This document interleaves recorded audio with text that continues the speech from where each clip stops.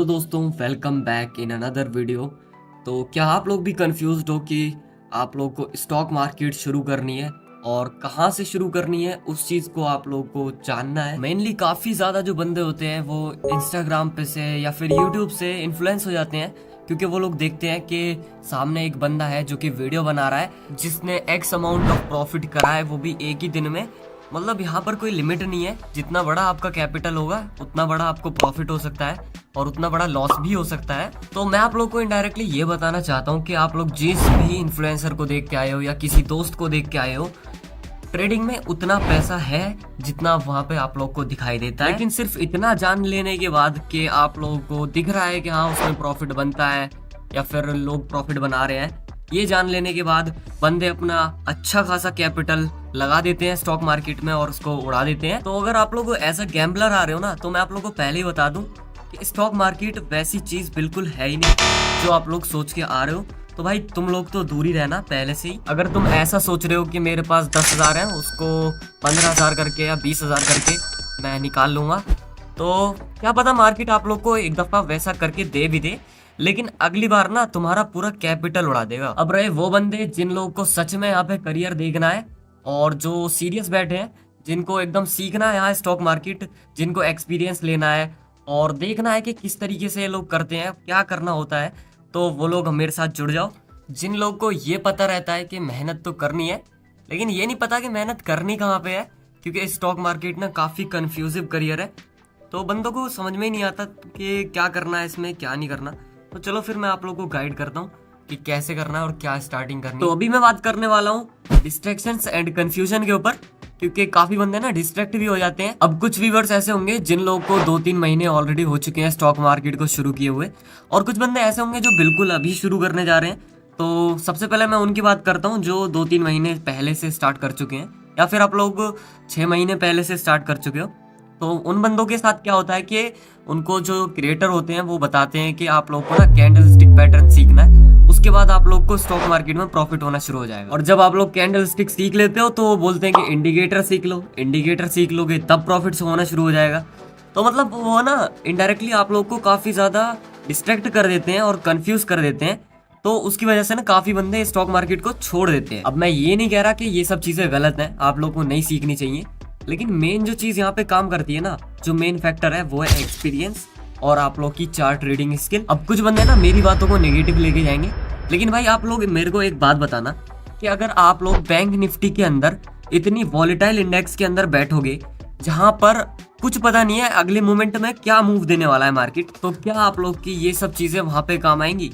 वहां पे कोई इंडिकेटर काम नहीं आता, कोई चार्ट पैटर्न स्टिक काम नहीं आता। तो अभी मैंने आप लोग को ये तो बता दिया कि क्या नहीं करना है, अभी मैं आप लोगों को बताता हूँ कि क्या करना है एक्चुअल में।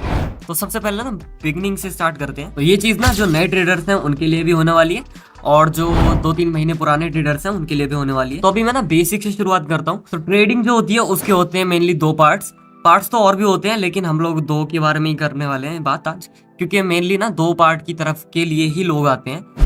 तो सबसे पहले जो पार्ट है हमारा उसको बोलते हैं इंट्राडे ट्रेडिंग, और जो दूसरा होता है उसको कैरी फॉरवर्ड बोलते हैं। मतलब इंट्राडे ट्रेडिंग जो होती है उसके अंदर ऐसा होता है कि सुबह मार्केट खुलता है 9:15 पे और 3:30 बजे से पहले आप लोगों को उस ट्रेड को एग्जीक्यूट करके उसमें आप लोग को जितना भी प्रॉफिट हुआ है अपनी पोजीशन को स्क्वायर ऑफ करना होता है। मतलब सुबह आप लोग को ट्रेड लेनी है और शाम तक आप लोग उसको होल्ड कर सकते हो, शाम तक नहीं 3 बजे तक, उससे पहले आप लोग को उस ट्रेड को कट करना होगा। और अगर आप लोग स्क्वायर ऑफ नहीं करते हो, मतलब ट्रेड को कट नहीं करते हो, तो वो ट्रेड खुद ब खुद स्क्वायर ऑफ हो जाएगी और आप लोग को शायद कुछ पेनल्टी भी देनी पड़ती है अगर आप लोग स्क्वायर ऑफ खुद नहीं करते हो तो।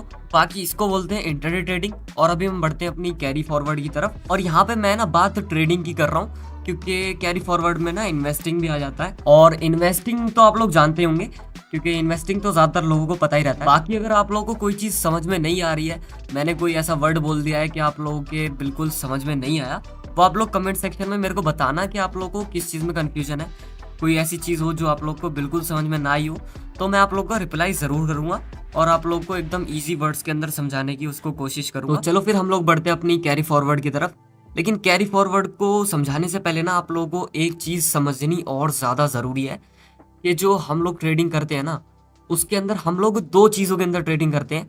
एक तो स्टॉक के अंदर करते हैं और एक इंडेक्स के अंदर करते हैं। अब स्टॉक के बारे में तो आप लोगों को पता ही होगा, जो स्टॉक होते हैं जैसे कि टाटा हो गया या फिर कोई भी स्टॉक आप लोगों ने उठा लिया, उसके अंदर आप लोगों को इंटरडे ट्रेडिंग करनी है। अभी इंटरडे ट्रेडिंग के बारे में मैं आप लोगों को ऑलरेडी बता ही चुका हूँ। तो आप लोग ना इंटरडे ट्रेडिंग को स्टॉक के अंदर भी कर सकते हो और इंडेक्स के अंदर भी कर सकते हो, लेकिन आप लोग जो कैरी फॉरवर्ड ट्रेड है ना, वो सिर्फ और सिर्फ इंडेक्स के अंदर ही कर सकते हो।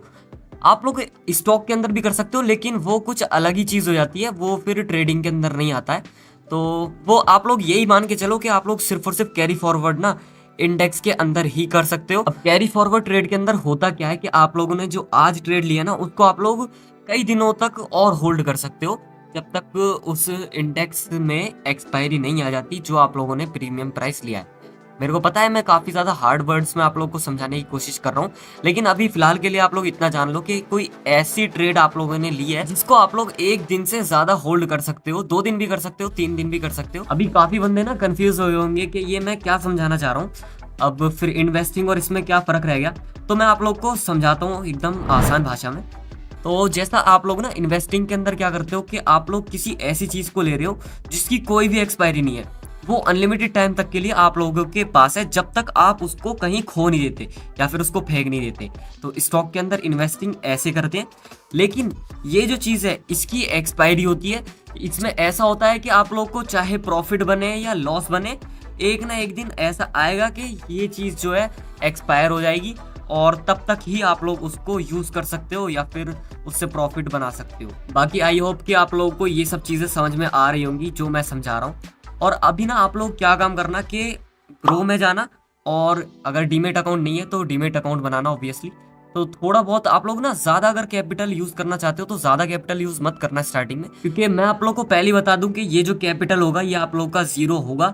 अब चाहे आप लोग 50,000 का कैपिटल लो, 10,000 का लो या 5,000 का लो या 1 लाख का लो, वो 0 होना ही है। अब आप लोग पहले ही ये चीज़ मेरे से जान लो।